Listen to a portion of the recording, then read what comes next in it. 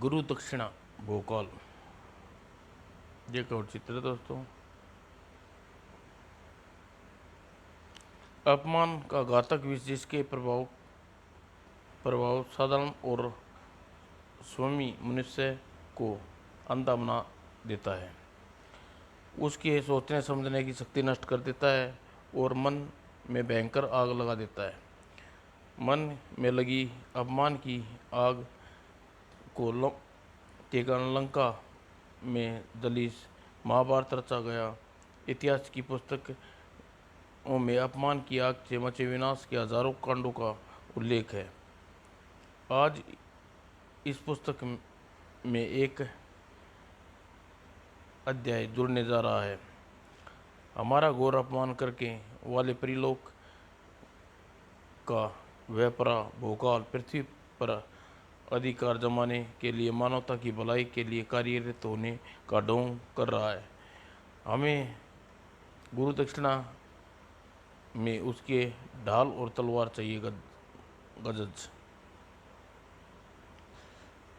गज गज और आपका आदेश सिर आंखों पर गुरुदेव।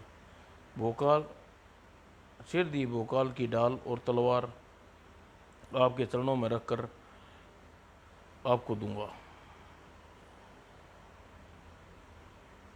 गुरु दक्षिणा।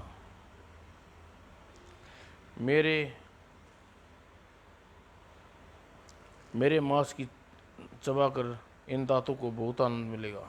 तेरे मांस को चबाकर इन दांतों को शिकार हष्टपुष्ट और उसकी तरह सोच समझ कर दांत बढ़ाने चाहिए। इसलिए अपने मांस को चबाने का आनंद की जगह भयानक पीड़ा भी मिल सकती है। और गगज के प्रारों से मकर राज पीड़ा के साथ साथ उसमें क्रोध भी भड़काया। और पानी में मकर राज राक्ष के बैर करने कर तूने अपनी मृत्यु को और दर्दनाक बना लिया है, क्योंकि पानी में तुझे हर क्षण नई शक्ति प्रदान करता रहता है। ऐसा है तो अब हम यह लड़ाई पानी में ही नहीं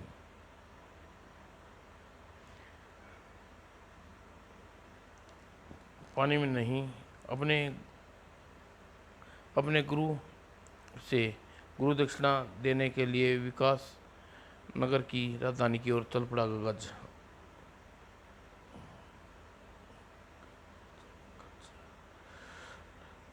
लेकिन राजधानी में पहुंचने के लिए उसे पार करनी थी गंगा। और गंगा को पार करना इतना आसान न था। हाँ, यह बात मैं गगज को पता चली तब तक बहुत देर हो चुकी थी, लेकिन वह पकड़ा जा चुका था मृत्यु रूपी उन भुजाओं के शिकंजे में जिसका स्वामी मकर राक्ष को बहुत दिनों बाद तुझ जैसा अष्टपुट शिकार मिला है।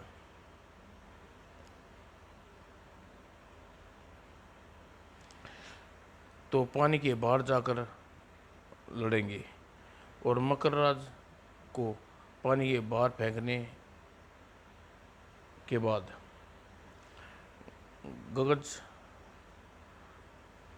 खुद भी तेजी से पानी से बाहर आ गया।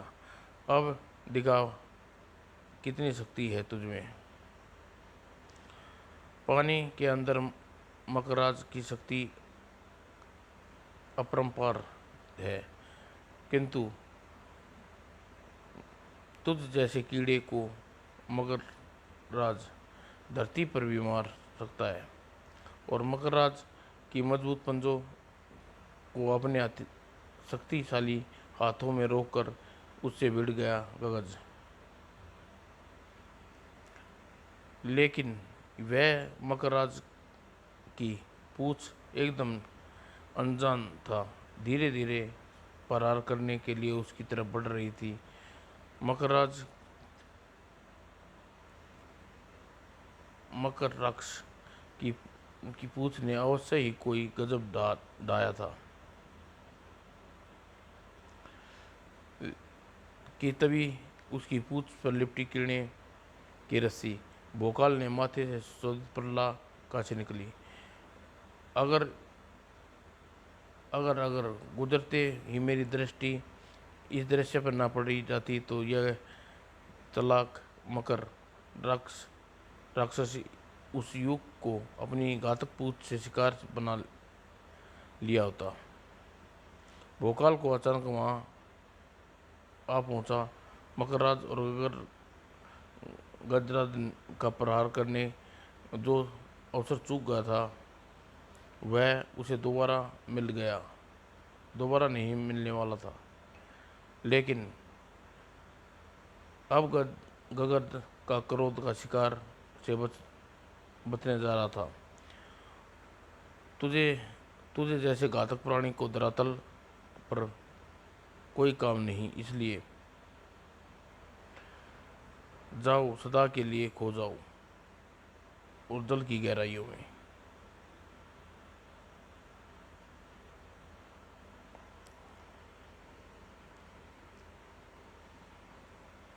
गगज की शौर्य पराक्रम ने उसे अद्भुत कारनामे को देखता भोकाल ने उसकी पीठ थपथपा बिना न का शाबाश वीर युग, तुम्हारी वीरता और तुम्हारे बाबुल ने विकास नगर में एक दिन अवश्य गौरवान्वित होगा। किंतु परिवर्ता अभी तुम्हें परिवर्तनता की कमी है। अगर ऐसा ना होता तो तुम मगराज की पूछ के प्रति अवश्य सावधान रहते, जिसका वार तुम्हें अत्यंत घातक सिद्ध होता। सहायता के लिए धन्यवाद श्रीमान। धन्यवाद की कोई आवश्यकता नहीं है पराक्रमी, और तुम्हें इस बार भोकाल की सहायता करने उसके अपना ऋणी बना दिया है। भोकाल ने तुम्हारी सहायता करके वह ऋण चुकता कर दिया। भोकाल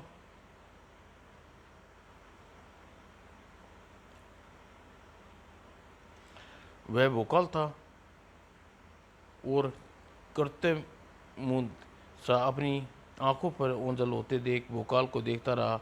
और गगज जिस तक जल्दी से जल्दी पहुंचने का व्यग्र व्यग्र थे उसके कदम, जिस पर झपट पड़ने के लिए मचल रही थी उसके हाथ, लेकिन अब ना कदम उठाने के लिए तैयार थे न हाथ। बेजान से प्रतिमा की भांति स्तंभ खड़ा था वह, और न जाने कब तक वहीं खड़ा रहा। मगर उस शोर ने उसका ध्यान अपनी ओर न खींचा होता, और वह शोर था उन पशुओं का जो गंगा नदी में जल में प्रवाह में फंसे थे और प्रचंड वेग में बढ़ते जा रहा था और बढ़ती जा रही और बढ़ता ही जा रहा था, और वह तेजी से बढ़ रहा था। गंगा का प्रचंड का वेग और निहिर पशुओं की मृत्यु का कारण बन सकता है। मुझे उन पशुओं को बचाना होगा।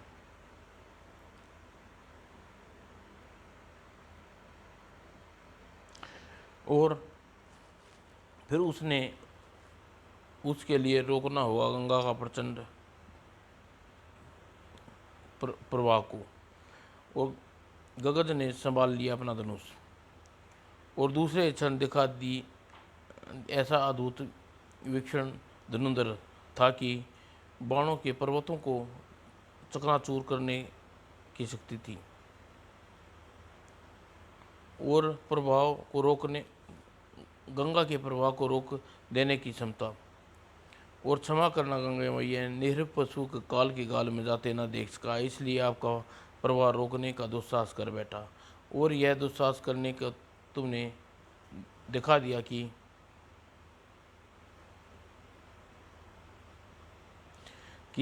हम जो भी तुम्हारी परीक्षा ले रहे थे वह पर तुम शतपति से सफल हुए। गंगा माँ, हाँ, अपने पुत्र को प्रणाम स्वीकार करे माँ।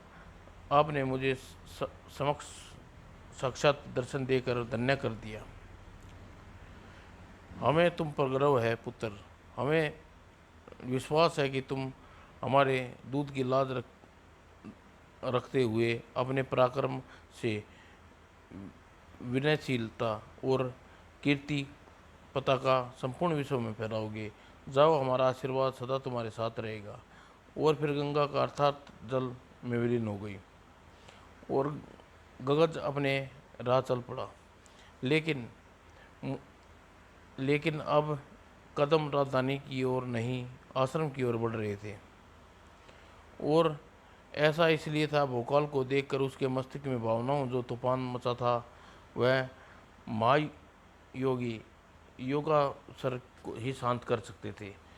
यह तो तुम्हारे हमारे कथन पर विश्वास विश्वास नहीं, या फिर तुम्हें भोकाल को देखकर उसके से तेज तेज से ऐसा बह खा गए कि गुरु दक्षिणा देने के लिए अपने वचन से मुकरना चाहते हो।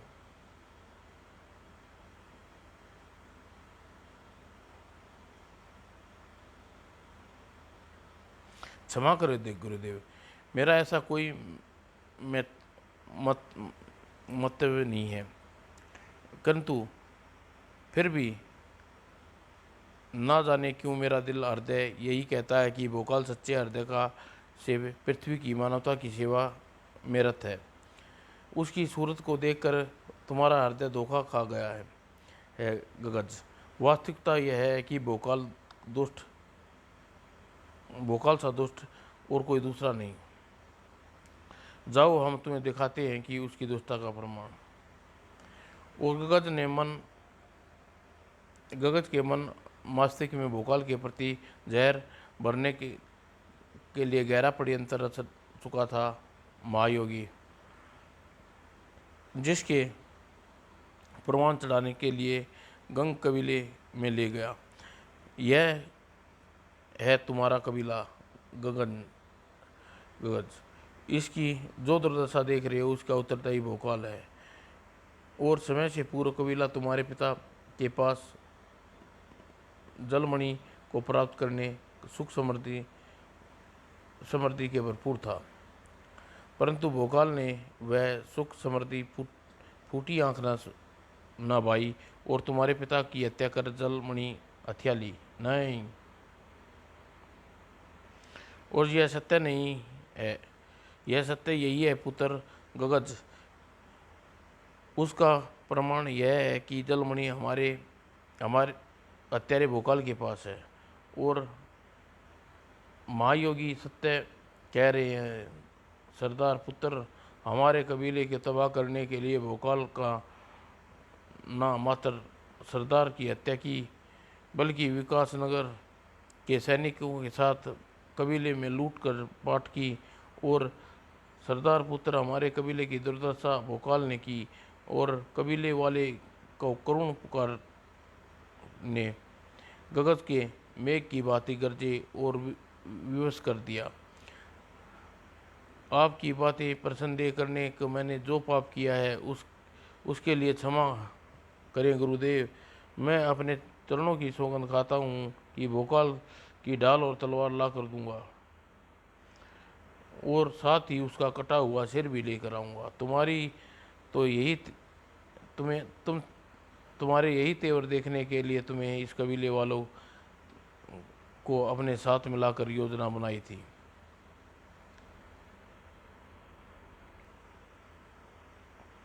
विकासनगर राजधानी सुखी खुशहाल था जिसका हर नागरिक, लेकिन वे सुखी खुशहाल रहने वाले नहीं थे, क्योंकि आज उसके सुखों और खुशहाली को ग्रहण लगने आ पहुंचा था जल का प्रचंड वेग। और आ पहुंचा था गगज, जिसने धारण किया था गंगास्त्र।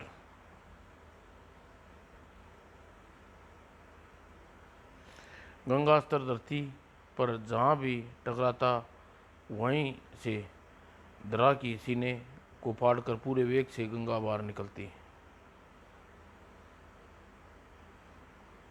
और प्रचंड वेग प्रलय मचाने के बढ़ जाती और नगर में आई इस भीषण बाढ़ का जिम्मेवार रोको। बिना एक क्षण गवाए सैनिक गगज को घेर लिया। अपना शस्त्र फेंक कर समर्पण कर दो, अन्यथा ऐसे में मृत्यु प्राप्त हो जाओगे।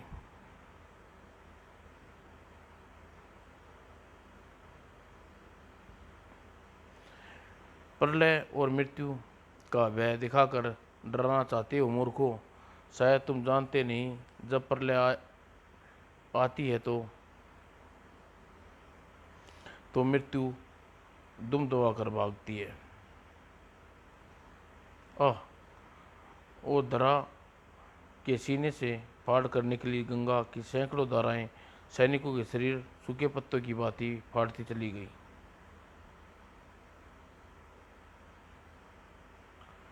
और वातावरण में सैनिकों की चीख पुकार से ठाके गूंज उठे। हाँ, ऐसे प्रलय ऐसे ही राजधानी की गलियों में अपना तांडव करेगी, जब तक भोकाल मेरे सामने नहीं आ जाता। रोको अपने इस विनाश को मूर्ख युवक। भोकाल सामने खड़ा था। अच्छा हुआ शीघ्र ही सामने आ गया।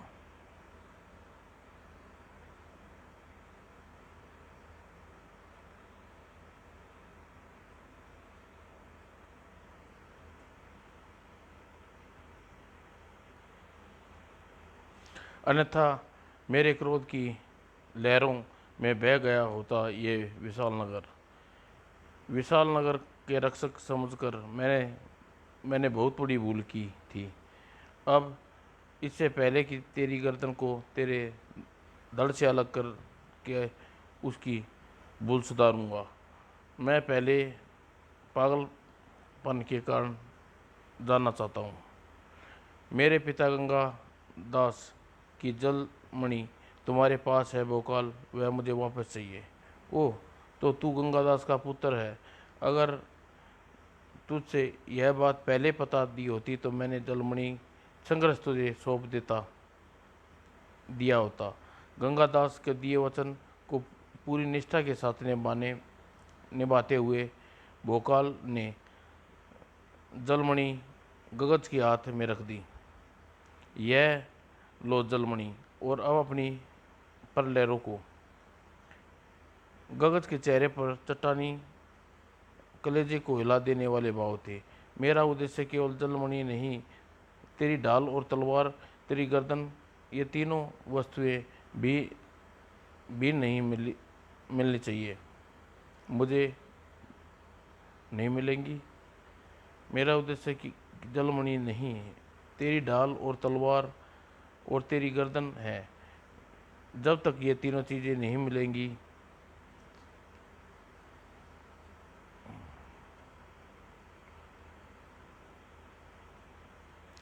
तब तक प्रलय नहीं रुकेगी। और दुष्ट हत्यारे भोकाल, ओह, मेरी बातों को सुनो गगज। जैसा तुम सोच रहे हो वैसा कुछ नहीं है। तुम्हें अवश्य ही कोई गलतफहमी हुई है। मुझे स्पष्टीकरण नहीं, तेरी ढाल और तलवार चाहिए, तेरा सिर चाहिए भोकाल।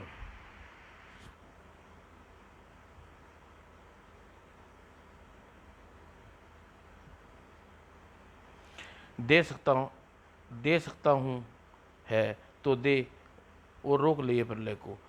ओह, यह तो मूर्ख है। मेरी बात सुनने की जगह मुझे समाप्त करने पर उतारू है।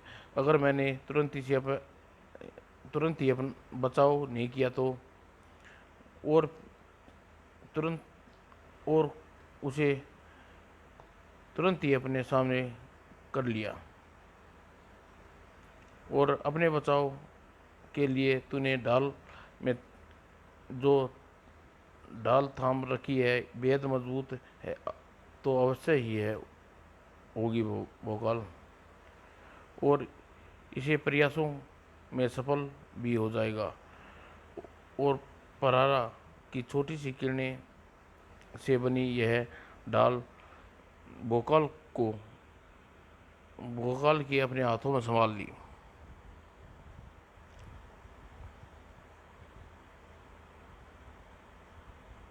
परंतु गंगा स्तर के सामने विशाल पर्वत श्रृंखला भी पनाह मांगते हैं। उसके सामने क्या मिसाल थी। ओह, इस ढाल की और बिसात, क्या बिसात है सहसा साहस और बल की। ओह, भोकाल के शरीर के कई हिस्से चीर कर निकल गई वह तीव्र जलधारा।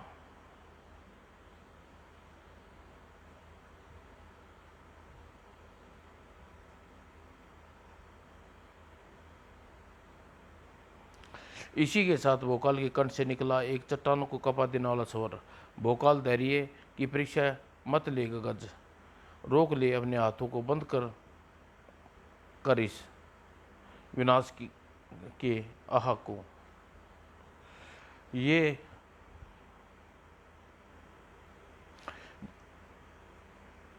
ये डाल तेरी, ये तेरी तलवार और डाल पाकर ही रुकेंगे। यह विनाश तेरे शरीर को काटने के साथ ही रुकेगा। ओह, टूट गया भोकाल का सब्र। मैं गलती पर था जो मैंने विकासनगर और मानवता का रक्षक की झलक देखी। तू विकासनगर की मलिया मेट करने वाला है और ये अपना मानवता का सबसे बड़ा शत्रु निकला तू। इसलिए ना सिर्फ तेरे हाथों को प्रलयकारी अस्त्र धारण करने का कोई अधिकार नहीं है और ना ही तेरे शरीर का अधिकार है।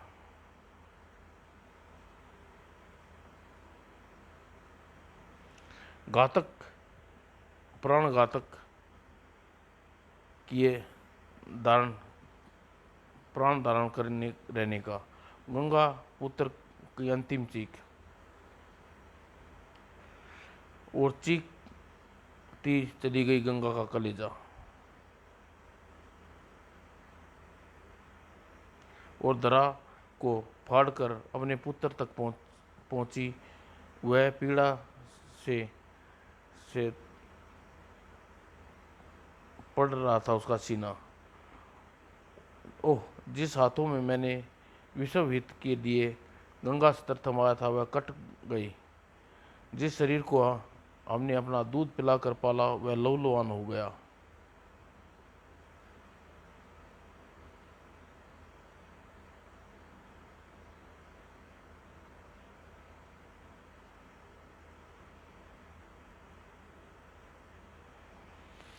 ये कैसे हुआ, किसने किया यह अनर्थ। तो उसकी नज़र आया भोकाल, यह मनुष्य ने किया यह अन्याय, इसका दंड सारी मानवता को भुगतना होगा। और आंसू भरी आंखों में क्रोध तपने लगा और क्रोधित की आग धधक उठी गंगा के।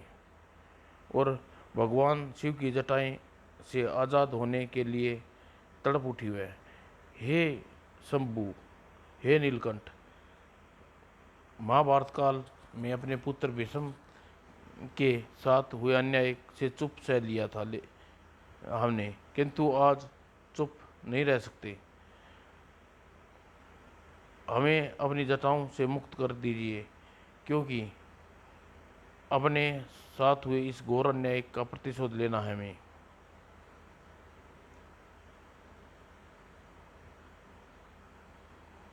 और पानी में मिलना है उसके जीवन को जिसने गंगा के दूध को रक्तजित किया है। और गंगा की वह करुण मांग ठुकरा न सके बोले भंडारी। अपनी जटाओं को खोल डाली उन्होंने। जाओ गंगे, हमें तुम्हारी जटाओं से मुक्त करती हैं। धन्यवाद भगवान। और जटाओं से मुक्त होकर गंगा भोलेनाथ के अधरों पर नृत्य करती मुस्कान का रहस्य न समझ सकी। समझती भी कैसे, वह तो क्रोध में उफनती पृथ्वी की ओर बढ़ रही थी और अपनी प्रतिशोध लेने के लिए। अब कुछ ही क्षणों में गंगा पृथ्वी से टकरान होना निश्चित था और इसी के साथ निश्चित था संपूर्ण पृथ्वी का विनाश, क्योंकि गंगा के प्रचंड वेग से सह पाती पृथ्वी इतनी शक्ति न थी और न ही इस बात का प्रतिशोध की आग में जलती गंगा भूल गई थी।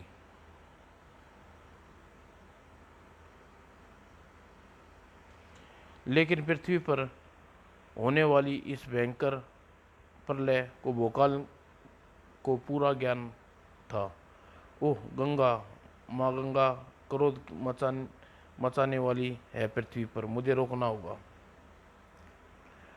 और दूसरे ही क्षण चीख उठा भोकाल, पृथ्वी से टकराने की भूल मत कीजिए माँ गंगे, कृपा रुक जाइए। हमारे पुत्र का वध करके पाप करके हमें रोकने का को कह रहा दुष्ट, तुमने जो अपराध किया है उसका दंड पृथ्वी को भोगना होगा पापी। महाबली का गला रुकता चला गया।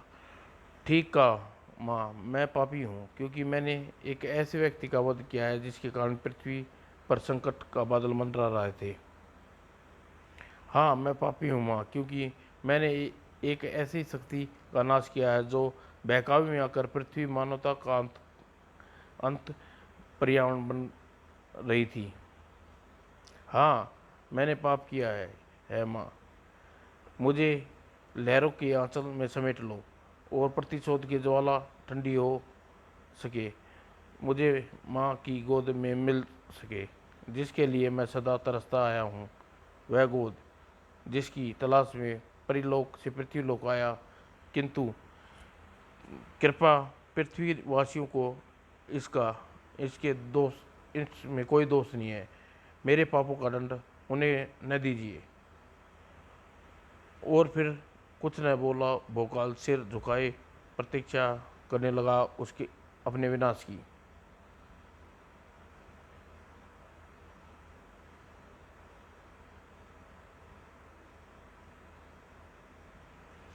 जो क्रोध में उफनती गंगा के रूप में उसकी ओर बढ़ रहा था। आज लेकिन आज भोकाल के शिस्तों के साथ साथ गंगा की पाप धोने वाली छवि को भी मिल जाना था।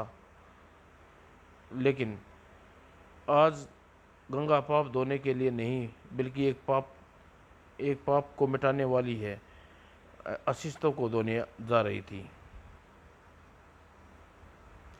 और एक क्षण के बाद ही उसे तक पहुंचने वाली थी उसका अशिष्ट मिटाने के लिए।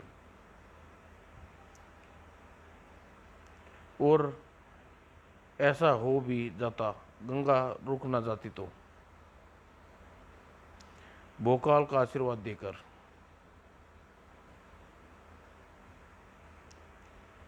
वह वापस लौट गई। तुमने मेरी आंखें खोल दी पुत्र, पापी तुम नहीं, हमारा पुत्र गंगद था जो महायोगी योगेश्वर के बहकावे में आकर दुष्कर्म करने निकल पड़ा था।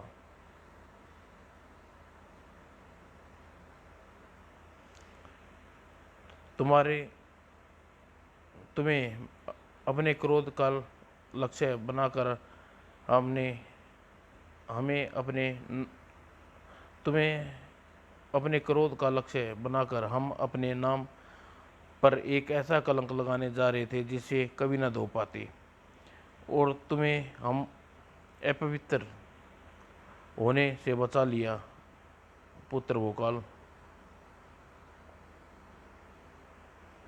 तुम धन्य हो। हम पहले भी जानते थे गंगे कि तुम्हारी भूल का एहसास होगा और तुम वापस हमारी जटाओं में लौटोगी। आपके इस आभार के लिए संपूर्ण मानवता सदा आपकी आभारी रहेगी गंगे, माँ गंगे। समाप्त दोस्तों।